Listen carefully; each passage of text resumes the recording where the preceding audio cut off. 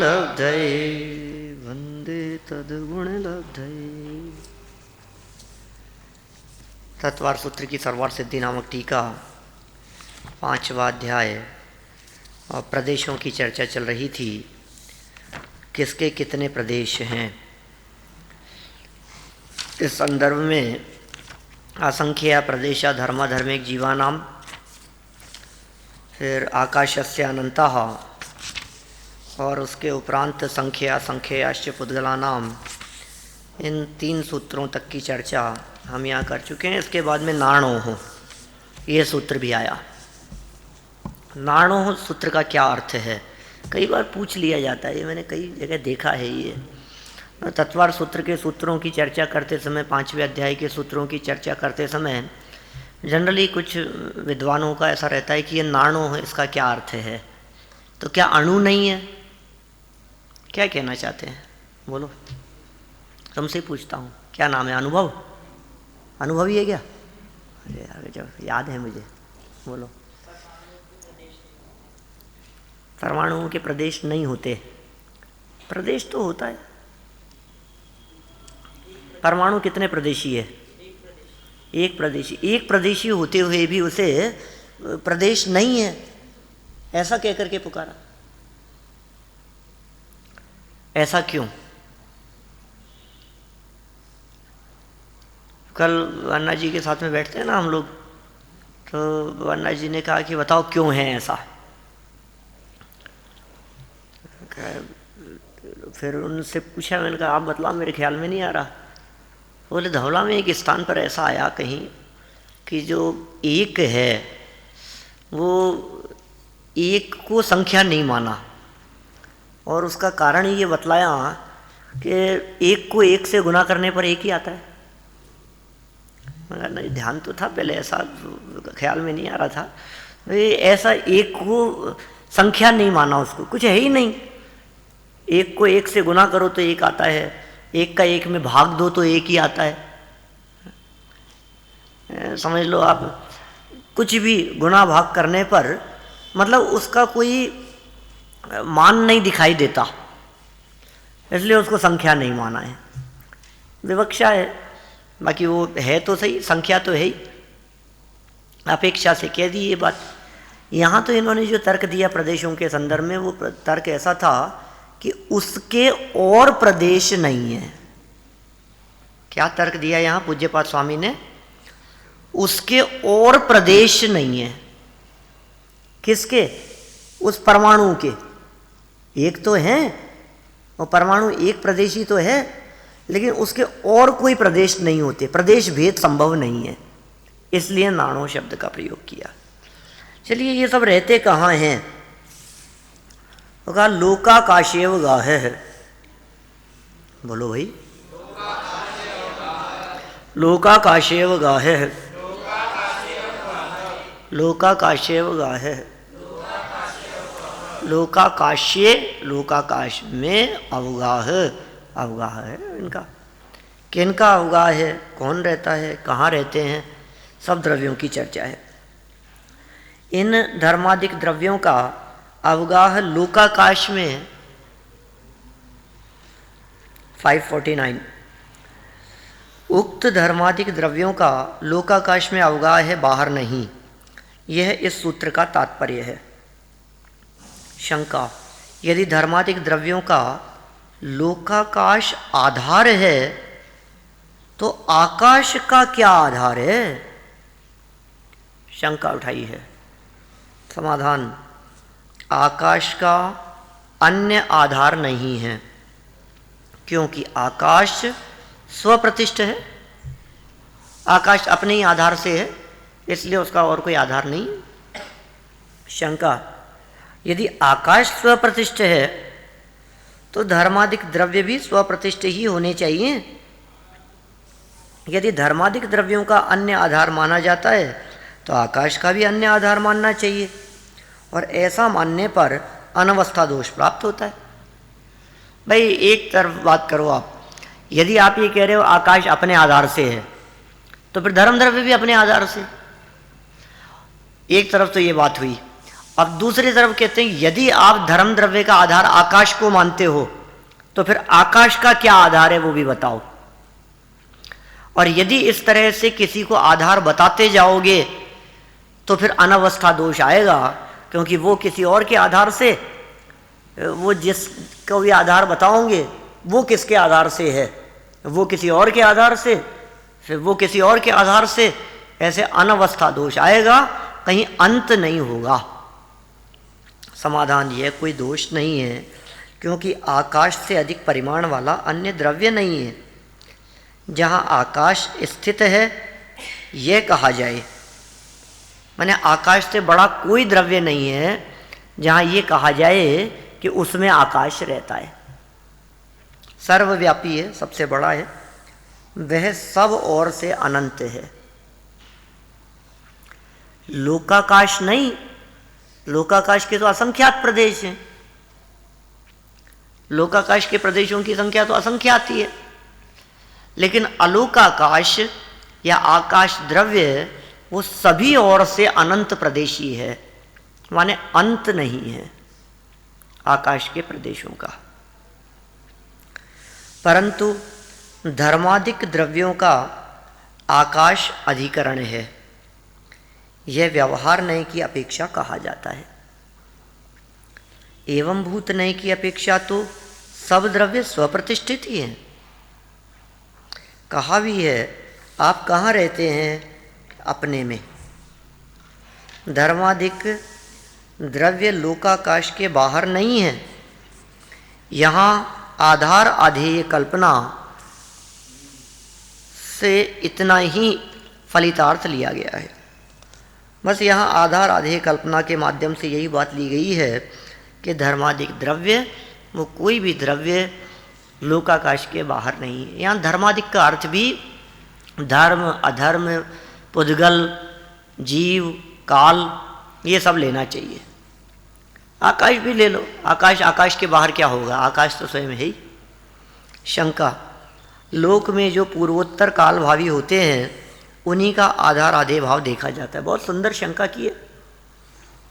अपने को लगता है कोई व्यक्ति यदि इस तरह से समझाने लगे तो हम तुरंत उसके तर्क को सुनकर कहेंगे हाँ यार बात तो सही है। पहले कोई चीज़ बड़ी चीज़ थी, फिर उसके अंदर कोई छोटी चीज़ डाल दी अपन ने, वो उसका आधार बन गया।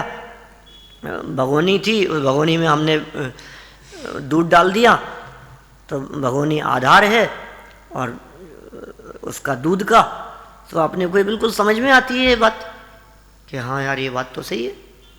कोई चीज़ पहले हो और उसमें कोई चीज़ समाहित हो जाए, ऐसा तो बनता हुआ देखा जाता है, तभी आधार आधेय भाव कहा जाएगा, देखा जाएगा। जैसे कि बेरों का आधार कुंड है, कुंड में बेर है तो बेरों का आधार क्या है? कुंड है, कुंड में रख दिए। उसी प्रकार आकाश पूर्व काल भावी हो और धर्मादिक द्रव्य पीछे से उत्पन्न हुए हों, ऐसा तो है नहीं। अतः व्यवहार नहीं की अपेक्षा भी आधार आधेय कल्पना नहीं बनती, ऐसा शंकाकार की शंका है। समझ में आ रही है अक्षय कुमार? देखो समाधान, यह कोई दोष नहीं है। क्यों नहीं है भाई साहब ये दोष? कहा क्योंकि एक साथ होने वाले पदार्थों में भी आधार आधेय भाव देखा जाता है। यथा घट में रूपाधिक है, माने जो पदार्थ एक साथ होते हैं उन पदार्थों के अंदर भी आधार आधेय भाव देखा जाता है। साथ में रहने वालों के अंदर भी, जैसे घट में रूपाधिक है, घट है और उसमें रूप है, तो घट में रहने वाला रूप कब से है कि घड़ा तो पहले होगा बाद में ऊपर से रूप डाला गया होगा, ऐसा तो नहीं है, सदा से।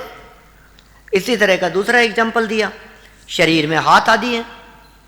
शरीर में हाथ कब से हैं? आधार आधेय तो देखा जाता है। अब ये बात सिद्ध हो गई। अब लोक का स्वरूप कहते हैं, बहुत सुंदर लोक की परिभाषा दी है। शंका, लोक किसे कहते हैं? जहां धर्मादिक द्रव्य विलोके जाते हैं उसे लोक कहते हैं। ये लोक की व्युत्पत्ति कई ऐसी, को लोक है धर्मादि द्रव्याणि यत्र लोक्यन्ते स लोक है। जहां धर्मादि द्रव्य लोके जाते हैं, देखे जाते हैं, यत्र लोक्यन्ते स लोकयति। ऊपर दी है परिभाषा, को लोक है, लोक किसका नाम है? धर्माधर्मादीनि द्रव्याणि यत्र लोक्यन्ते, जहाँ धर्म धर्मादि द्रव्य देखे जाते हैं, पाए जाते हैं, उसका नाम लोक है। लोक धातु से अधिकरण अर्थ में धंग प्रत्यय करके लोक शब्द बना है। आकाश दो प्रकार का है, लोकाकाश और आलोकाकाश। लोक का स्वरूप पहले के आए हैं, वह जितने आकाश में पाया जाता है लोकाकाश है, और उसके बाहर सबसे अनंत अलोकाकाश है। अंत नहीं है अलोकाकाश का। माने यदि 10 दिशाओं में कोई गमन करता रहे तो वो गमन करता ही रहे बस, कभी अलोकाकाश का अंत नहीं पाएगा। और वैसे कोई वस्तु होती नहीं है तो वहाँ गमन करने का सवाल भी नहीं है, ज्ञान के माध्यम से जाना जाता है। कई लोग इस तरह की शंका जरूर उठाते हैं कि केवल ज्ञानी परमात्मा अलोकाकाश को जानते हैं या नहीं। हम कहते हैं जानते हैं। फिर वो पूछते हैं पूरा जानते हैं या नहीं, कहते हैं हाँ पूरा जानते हैं। तो फिर कहते हैं तो आकाश का अंत जानते हैं या नहीं, का नहीं जानते। तो जब अंत नहीं जानते तो इसका मतलब पूरा कैसे जानेंगे? फिर तो नहीं जान पा रहे ना, किसी चीज़ का अंत नहीं जाना तो उसको नहीं जाना पूरा। ऐसा तर्क करते हैं बहुत सारे लोग, लेकिन यह बात परम सत्य नहीं है। परम सत्य यही है कि केवल ज्ञानी के ज्ञान में वो अलोकाकाश भी पूरी तरह से झलकता है। कैसे झलकता है? अनंत अनंत रूप से झलकता है, बस इतना ही अर्थ है। वो अनंत को अनंत रूप से जानते हैं। हम कहते हैं ये बतलाइए आत्मा के अनंत गुणों को जानते हैं कि नहीं? ये कैसे जानते हैं? अनंत को अनंत रूप से जानते हैं। लोकाकाश के प्रदेशों को कैसे जानते हैं? अनंत को अनंत रूप से जानते हैं। उसकी कई तर्क दे सकते हैं हम कि वो पूरा जानते हैं, इस बात का प्रमाण क्या है? देखो, आकाश के प्रदेशों की संख्या उन्होंने सम कही है, पूरा जाने बिना ये बात नहीं कही जा सकती थी। प्रदेशों की संख्या सम है, 2 4 6 8, समझते हैं ना आप? ऐसा है, विषम नहीं है। कैसे कह सकते हो? ऐसा भगवान की वाणी में आया। इस वजह से लोक के सेंटर प्रदेश आलोक सहित आकाश के सेंटर प्रदेशों की संख्या 8 कही है। ये कैसे कह सकते थे? यदि ये बात सिद्ध नहीं होती, प्रदेशों को पूरा न जानते, तो सेंटर नहीं कहा जा सकता था। फिर भी साहब समझ में नहीं आता कैसे जानते होंगे। हम कहते हैं कई जगह मंदिरों में आपने ऐसा देखा होगा, बीच में 3 प्रतिमाएं होती है। एक तरफ एक कांच रखा लगा है, मिरर है, दूसरी तरफ दूसरा सामने मिरर लगा हुआ है। वो 3 प्रतिमाएं जब इधर कांच में देखते हैं हम तो कितनी दिखती है? बोलो कितनी दिखेगी? 3 झलकेगी। और फिर सामने वाले कांच में कितनी झलकेगी? 3 या 6? भाई 3 ये और इधर कांच में झलक रही है, वो उधर झलकेगी ना, तो इधर 6 झलकेगी पक्का। अच्छा, इधर यदि 6 है झलक रही है और बीच में 3 रखी है, तो इधर कितनी झलकनी चाहिए? 9 हो गई। अब इधर यदि 9 झलक रही है और बीच में 3 और है, तो इधर कितनी झलकेगी? देखा कभी आपने? अनंत है, अनंत अनंत ही होगा उसका स्वरूप। अब ऐसा नहीं हो सकता कि 6 होगी, 9 होगी, 12 होगी, सब 15 से ज्यादा तो नहीं होगी। अनंत है, अनंत। अब मैं आपसे पूछता हूं, वो अनंत पूरी उस दर्पण में झलक रही है या नहीं? क्या? अब वो जो अनंत उस दर्पण में झलक रही है, उसका एंड उस दर्पण में झलक रहा है या नहीं? एंड नहीं है, सब अनंत है, सब झलक रही है। जैसा है वैसा झलकता है। इसी तरह से ज्ञान दर्पण में भी ये आकाश के अनंत प्रदेश आलोकाकाश के अनंत प्रदेश अंत रहित अनंत रूप से झलकते हैं, ऐसा स्वरूप है। समझ में आ रही है कुछ बात? चलें आगे। देखो कहाँ तक आ गए हम लोग। बाहर अनंत आलोकाकाश है, सब तरफ सब दिशाओं में। बीच में लाइन है इसी पैराग्राफ की। यह लोकाकाश का विभाग धर्मास्तिकाय और अधर्मास्तिकाय के सद्भाव और असद्भाव की अपेक्षा से जानना चाहिए। अर्थात धर्मास्तिकाय और अधर्मास्तिकाय जहाँ तक पाए जाते हैं वह लोकाकाश है और इससे बाहर अलोकाकाश है। यदि धर्मास्तिकाय का सद्भाव न माना जाए तो जीव और पुद्गलों की गति के नियम का हेतु न रहने से लोकाकाश का लोकालोक का विभाग नहीं बनता। विभाग लिखा है, विभाग कर लीजिए उसको। उसी प्रकार यदि अधर्मास्तिकाय का सद्भाव न माना जाए तो स्थिति का निमित्त न रहने से जीव और पुद्गलों की स्थिति का अभाव होता है, जिससे लोकालोक का विभाग नहीं बनता। सब चलते रहेंगे, कहाँ तक चलेंगे, कोई विभाग ही नहीं हो सकेगा। अतः इन दोनों के सद्भाव और असद्भाव की अपेक्षा लोकालोक के विभाग की सिद्धि होती है। लोकालोक के या लोकाकाश के में जितने द्रव्य बतलाए हैं उनके अवस्थान में भेद हो सकता है, इसलिए प्रत्येक द्रव्य के अवस्थान विशेष का ज्ञान कराने के लिए आगे का सूत्र कहते हैं। सब द्रव्यों का अवस्थान अलग अलग प्रकार का है। जीव का अलग प्रकार से अवस्थान है, पुद्गलों का अवस्थान, पुद्गलों के रहने का क्षेत्र अलग प्रकार से है, धर्म और अधर्म द्रव्य अलग प्रकार से रहते हैं। तो सबसे पहले यहाँ धर्म अधर्म द्रव्य के बारे में कहते हैं। धर्माधर्मियो कृत्स्ने, धर्माधर्मियो कृत्स्ने, धर्माधर्मियो कृत्स्ने। कृत्स्ने मतलब तिल में तेल की तरह है, व्याप्त। सब लोकाकाश के साथ व्याप्ति के दिखलाने के लिए सूत्र में कृत्सन पद दिया रखा है। घर में जिस प्रकार घट अवस्थित रहता है उस प्रकार लोकाकाश में धर्म और अधर्म द्रव्य का अवकाश नहीं है। क्या ठीक है ना? माने जिस तरह से घर में घड़ा रखा है ऐसे लोकाकाश में धर्म द्रव्य रखा होगा? नहीं नहीं नहीं, लोकाकाश में सर्वत्र धर्म द्रव्य व्याप्त है। ये व्याप्ति दिखाने के लिए कृत्स्न शब्द का प्रयोग किया है। किंतु जिस प्रकार तिल में तेल रहता है उस प्रकार सब लोकाकाश में धर्म और अधर्म द्रव्य का अवगाह है। यद्यपि ये सब द्रव्य एक जगह रहते हैं तो भी अवगाह शक्ति के निमित्त से इनके प्रदेश परस्पर प्रविष्ट होकर व्याघात को नहीं प्राप्त होते।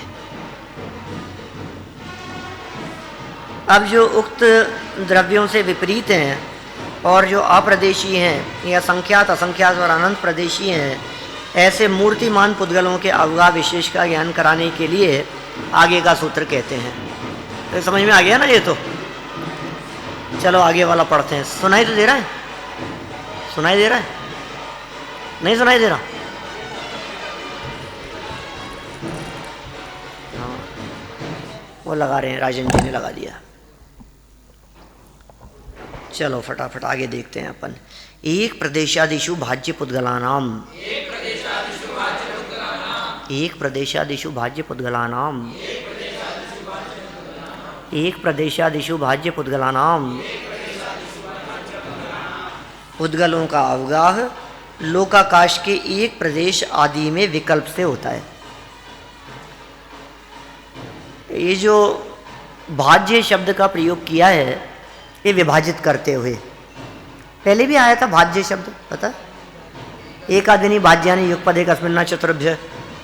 एक से भाग करते हुए मतलब एक प्रदेश वाला भी पुद्गल हो सकता है, दो प्रदेश में भी पुद्गल रहते हैं, तीन प्रदेश में भी पुद्गल रहते हैं, चार प्रदेश में भी पुद्गल रहते हैं। ऐसे कहाँ तक लगाना? या असंख्यात प्रदेश तक। इस तरह से पुद्गलों का अवस्थान पाया जाता है। एक और प्रदेश इन दोनों का द्वंद्व समास है। जिनके आदि में एक प्रदेश है वे एक प्रदेश आदि कहलाते हैं। उनमें पुद्गलों का अवगाह विकल्प से है। यहाँ पर विग्रह अवयव के साथ है, किंतु समासार्थ समुदाय रूप लिया गया है, इसलिए एक प्रदेश का भी ग्रहण होता है। एक प्रदेश को भी ग्रहण करना पड़ेगा। खुलासा इस प्रकार है, आकाश के एक प्रदेश में एक परमाणु का अवगाह है। बंद को प्राप्त हुए या खुले हुए दो परमाणुओं का आकाश के एक प्रदेश में या दो प्रदेशों में अवगाह है। देखो, एक प्रदेश में भी हो सकता है। कल हमने कहा था ये कि आकाश के एक प्रदेश में अनेक परमाणु भी एक साथ सूक्ष्म रीति से परिणमन करके रह सकते हैं। तो अभी इन्होंने कहा एक प्रदेश में एक परमाणु रह सकता है। अब प्रश्न किया कि दो परमाणु कितने प्रदेशों में रहेंगे, बोलो। तो दो परमाणु एक प्रदेश में भी रह सकते हैं और दो प्रदेश में भी रह सकते हैं। बंद को प्राप्त या खुले हुए तीन परमाणुओं का आकाश के एक, दो या तीन प्रदेशों में अवगाह है। तीन परमाणु थे, आकाश के एक प्रदेश में भी रह लें, दो में भी रह लें, तीन में भी रह लें। इसी प्रकार संख्यात, असंख्यात और अनंत प्रदेश वाले स्कंधों का, ध्यान देना, बहुत महत्वपूर्ण बात कह रहे हैं। संख्यात, असंख्यात और अनंत प्रदेश वाले कौन? पुद्गल स्कंध। मतलब पुद्गल तो संख्या असंख्याश्च था, पुद्गल तो अनंत प्रदेशी भी हो सकता है। उनका लोकाकाश के एक, संख्यात और असंख्यात प्रदेशों में अवगाह जानना चाहिए, अनंत में नहीं। अनंत में क्यों नहीं? इसलिए नहीं कि लोकाकाश के प्रदेश ही असंख्यात हैं। क्या नहीं समझ में आई? तो असंख्यात प्रदेशों में अनंत प्रदेशी पुद्गल रह सकता है। शंका यह तो युक्त है कि धर्म और अधर्म द्रव्य अमूर्त हैं, इसलिए उनका एक जगह बिना विरोध के रहना बन जाता है। ये बात तो समझ में आती है, किंतु पुद्गल तो मूर्त है भाई, इसलिए उसका बिना विरोध के एक जगह रहना कैसे बन सकता है? ये बात तो समझ में नहीं आ रही हमारे को। अमूर्तिक चीज रह ले वे उसमें तो समझ में आती है, लेकिन मूर्तिक कैसे रहेंगे? पुद्गल के परमाणु कैसे रह सकते हैं? समाधान, इनका अवगाहन स्वभाव है और सूक्ष्म रूप से परिणमन हो जाता है। इसलिए एक ढक्कन में जिस प्रकार अनेक दीपकों का प्रकाश रह जाता है, उसी प्रकार मूर्तमान पुद्गलों का एक जगह अवगाह विरोध को प्राप्त नहीं होता, तथा आगम प्रमाण से यह बात जानी जाती है। कहा भी है। चलो, इसके लिए आचार्यों ने उस अवगाहन के लिए कई तरह के एग्जाम्पल दे करके बात की है। आप श्लोक वार्तिक वगैरह ग्रंथों को यदि देखें, कभी देखेंगे लाइफ में, कभी अवसर बनेगा आप लोगों के देखने का, तो उसमें इस तरह के तर्क दिए हैं और ऐसे उदाहरण प्रस्तुत किए हैं कि किसी एक गिलास में राख भर दी, बोलो तो पूरी भरी हुई है कि नहीं?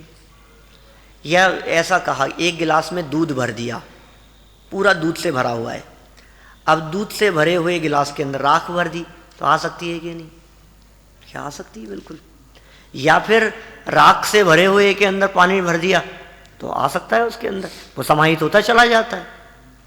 अब पूरा भर गया, अब तो बिल्कुल जगह नहीं है ना, बोले फिर इसके अंदर सुई डालो आप, तो कितनी सुइयां समाहित हो सकती है? वो सब आ सकती है कि नहीं? क्या आ जाती है? इस तरह से उदाहरण देकर के कई कई एग्जाम्पल देकर के ऐसी चर्चा की है कि आपको देखने पर ऐसे लगेगा कि यहाँ तो बिल्कुल जगह नहीं है, लेकिन फिर उसी में वही चीज़ समाहित होती चली जाती है, समाहित होती चली जाती है। इसका मतलब उसमें भी अवगाहन शक्ति मौजूद है। ये पुद्गलों में इसी प्रकार की सामर्थ्य है। मैं कहता हूँ एक गिलास भरा हुआ, पानी से भरा हुआ कि दूध से भरा हुआ बर्तन, और दूसरी तरफ एक गिलास चीनी से भरा हुआ बर्तन, क्या अब दोनों एक एक गिलास भरे हुए हैं तो 2 गिलास जितना स्पेस चाहिए ना, लेकिन दोनों को धीरे धीरे आप डालो तो ऐसा संभव है कि वो 1 गिलास जितने एरिया में दोनों गर्भित हो जाएं। ठीक, कैसे हो सकता है? दोनों पूरे पूरे भरे हुए थे, अब उसमें डाला तो वो समाहित हो गया वो उसी के अंदर। ये कैसे हो गया? पुद्गलों की अवगाहन शक्ति है। ये जो अवगाहना नाम का गुण है, जो कि आकाश का विशेष गुण कहा है, ये अकेला आकाश का ही नहीं, ये पुद्गल का भी कहा, ये जीव का भी कहा, ये धर्म अधर्म द्रव्य का भी कहा, सबका अवगाहन गुण कहा है। ऐसा तर्क उठाया है, इस तरह की शंका उठाई है। ये तो जितना आगमों को पढ़ोगे आप उतना बातें खुल खुल करके सामने आएगी। तो आपका अभ्यास चाहिए उन सब चीज़ों के लिए। ऐसे तर्क उठाए कि साहब हमें एक बात समझ में नहीं आ रही, आखिर ये बात कैसे संभव है, ये कैसे आ जाएंगे, ये कैसे हो जाएगा? ये अवगाहन शक्ति तो आपने इसकी कही है, आकाश का गुण है भाई साहब। जीव का गुण जानना देखना है, ज्ञान दर्शन है, पुद्गल का स्पर्श उद्गंध वर्ण है, आकाश का गुण अवगाहन है और विशेष गुण है। तो इसका मतलब विशेष गुण है, इसका मतलब आकाश का ही होगा, बाकी का नहीं होगा। कहा यदि और द्रव्यों में अवगाहना नाम का गुण ना हो, जैसे मान लो धर्म द्रव्य संपूर्ण लोक में व्याप्त है, अब उस धर्म द्रव्य में अवगाहना नाम का गुण ना हो तो अकेला धर्म द्रव्य ही रहेगा, बाकी कहाँ रहने नहीं देगा और किसी को। धर्म द्रव्य रहते हुए वो और द्रव्यों को जगह दे रहा है ना रहने के लिए, इसका मतलब उस धर्म द्रव्य में भी अवगाहना नाम का गुण है। सब में इसी तरह से, जहां पुद्गल है, जैसे मान लो कालाणु है, तो कालाणु लोकाकाश के प्रत्येक प्रदेश पे फैले हुए हैं। अब पूरा लोक कालाणुओं से व्याप्त है, भरा हुआ है। अब कालाणु के अंदर यदि अवगाहन शक्ति ना हो तो फिर जीव कैसे रहेंगे? ये पुद्गलों को तो रहने ही नहीं देगा। वो कहेगा भाई साहब मैं पहले, आकाश कहेगा कि ये तो भरा हुआ है, तो वो कहेगा कि नहीं मैंने जगह रोक रखी है, तुम नहीं आ सकते यहाँ। जब एक ने जगह रोक रखी है तो दूसरा कैसे आएगा? तो आचार्यों ने कहा उनमें भी अवगाहन शक्ति पाई जाती है। फिर तर्क उठाया, तो फिर आकाश का विशेष गुण अवगाहना सिद्ध नहीं होता, नहीं होगा। फिर जवाब दिया उसका कि क्यों नहीं होता, होने में कोई बाधा नहीं है। क्यों? क्योंकि आकाश द्रव्य का अवगाहनत्व गुण वो सबको युगपत अवगाहना देने का है, ऐसा औरों का नहीं है। आकाश सब द्रव्यों को जगह देता है युगपत, धर्म द्रव्य नहीं देता। धर्म द्रव्य पूरे आकाश को जगह नहीं देता। लोकाकाश है, अलोकाकाश को तो जगह नहीं दे रखी है धर्म द्रव्य ने। तो इस अपेक्षा से वो जो विशेष गुण कहा है आकाश द्रव्य का अवगाहनत्व, उसमें कोई बाधा नहीं आती। चलिए, तो ये बात आगम से मान ली जाती है। मूर्तिक पुद्गलों का रहने के अंदर कोई विरोध नहीं आता है, इस बात को मान लेना चाहिए। ये सब रह सकते हैं। अनंत प्रदेशी पुद्गल भी असंख्यात प्रदेशी आकाश क्षेत्र में रहें तो कोई बाधा नहीं है। लोक सूक्ष्म और स्थूल अनंतानंत नाना प्रकार के पुद्गल कायों से चारों ओर से खचाखच भरा है लोकाकाश, पुद्गलों से भरा हुआ है। फिर देखिए, अब जीव की अवगाहना बतलाते हैं। धर्माधर्म की हो गई थी, धर्माधर्म ने धर्माधर्म सारे लोक में व्याप्त हैं। पुद्गलों के लिए कह दिया, क्या कहा? एक प्रदेशादिषु भाज्य पुद्गला नाम, पुद्गल एक प्रदेश से विभाजित करते हुए रह लेते हैं। फिर असंख्य भागादिषु जीवानाम, बोलो, असंख्य भागादिषु जीवानाम, असंख्य भागादिषु जीवानाम। इस सूत्र में लोकाकाशे इस पद की अनुवृत्ति होती है। जीव लोकाकाश के असंख्यात विभाग में रहता है। हाँ बोलो।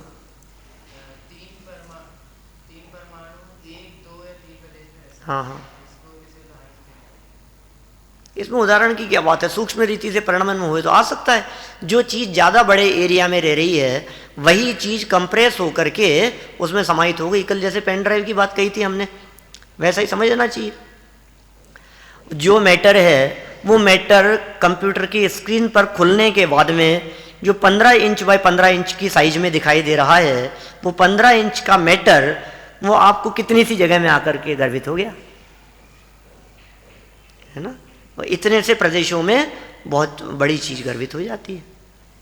ज्यादा परमाणु कम प्रदेशों में 50 पुद्गल परमाणुओं का स्कंद है और एक प्रदेश पर, आकाश के एक प्रदेश पर वो आकर के गर्भित हो जाए पुद्गलों। और कब कहा कि सूक्ष्म रीति से परिणमन करे, तो ये शर्त लगा दी। चलिए फटाफट पढ़ते हैं, अपन इस सूत्र को खत्म करें। इस सूत्र में लोकाकाशे इस पद की अनुवृत्ति होती है, उसके असंख्यात भाग करके जो एक भाग प्राप्त हो वह असंख्यातवां भाग कहलाता है। वह जिनके आदि में है वे सब असंख्यातवें भाग आदि हैं। उनमें जीवों का अवगाह जानना चाहिए। वह इस प्रकार है, एक एक असंख्यातवें भाग में एक जीव रहता है। इस प्रकार 2, 3 और 4 आदि असंख्यात भागों से लेकर सब लोक पर्यंत एक जीव का अवगाह जानना चाहिए। मतलब उसके असंख्यातवें भाग करो तो छोटे से छोटे असंख्यातवें भाग में, फिर बड़े से बड़े होते होते होते होते लोक पूर्ण समुद्घात की दृष्टि से संपूर्ण लोक प्रमाण असंख्यात में भी जीव रह सकता है समुद्घात की स्थिति में, लोक पूर्ण समुद्घात। किंतु नाना जीवों का अवगाह सब लोक में ही होता है। अब अलग अलग जीवों की अपेक्षा से देखो, वो सब रहते तो उसी लोक में है। शंका, यदि लोक के एक असंख्यातवें भाग में एक जीव रहता है तो संख्या की अपेक्षा अनंतानंत सशरीर जीव राशि लोकाकाश में कैसे रह सकती है? इतने से हिस्से में एक जीव रहेगा संख्यातवें भाग में, फिर असंख्यातवें भाग में दूसरा रहेगा, फिर तीसरा रहेगा, तो कितने रह पाएंगे? ज्यादा से ज्यादा असंख्यात, अनंत तो नहीं रह सकते ना। अब अनंत जीव वो सब कैसे रह लेते हैं लोकाकाश में? समाधान, जीव 2 प्रकार के हैं, सूक्ष्म और बादर। अतः उनका लोकाकाश में अवस्थान बन जाता है। बस सूक्ष्म और बादर 2 तरह के जीव हैं। सूक्ष्म जीव जो टकराते नहीं हैं, जो स्थान नहीं घेरते हैं, जिनको अवगाहन की ज़रूरत नहीं होती है, दीवार में से भी इधर से उधर निकल जाते हैं। आप ताली बजाओ तो जो जीव हाथ के बीच में नहीं आएंगे, हाथ से इधर उधर निकल जाएंगे, वे जीव सूक्ष्म जीव हैं। और बादर जो किसी के आधार से रहते हैं, वे बादर कहलाते हैं। आलू में जो निगोदिया जीव होते हैं वे सूक्ष्म होते हैं कि बादर? बादर हैं। हम बोलते तो ऐसा है आलू में बहुत सूक्ष्म सूक्ष्म निगोदिया जीव, अरे वो सूक्ष्म सूक्ष्म उनके आकार से छोटे होने की अपेक्षा से कहा जा रहा है। वस्तु स्थिति यह है कि उनके सूक्ष्म नाम कर्म का उदय नहीं, बादर नाम कर्म का उदय।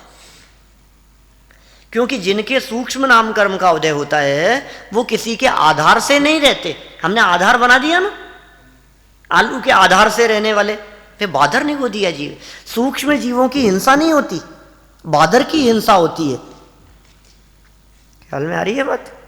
देखो, जगत में जीव 2 प्रकार के हैं, सूक्ष्म और बादर, इसलिए उनका अवस्थान बन जाता है। जो बादर जीव है उनका शरीर तो प्रतिघात सहित होता है, किंतु जो सूक्ष्म है वे यद्यपि सशरीर हैं तो भी सूक्ष्म होने के कारण एक निगोद जीव आकाश के जितने प्रदेशों को अवगाहन करता है उतने में साधारण शरीर वाले अनंतानंत जीव रह जाते हैं। बोलो कैसी स्थिति है? जहां एक जीव रह रहा है, निगोदिया जीव, उतने हिस्से में अनंतानंत जीव रह लेते हैं। वे परस्पर में और बादरों के साथ व्याघात को नहीं प्राप्त होते, इसलिए लोकाकाश में अनंतानंत जीवों के अवगाह में कोई विरोध नहीं आता। तो ये कैसे रह लेते हैं, कैसे समाहित हो जाते हैं? फिर इसके लिए आगे एक और सूत्र दिया, 16 नंबर का सूत्र। अपन इस बात को कल आगे बढ़ाएंगे, है ना। अभी विराम देते हैं।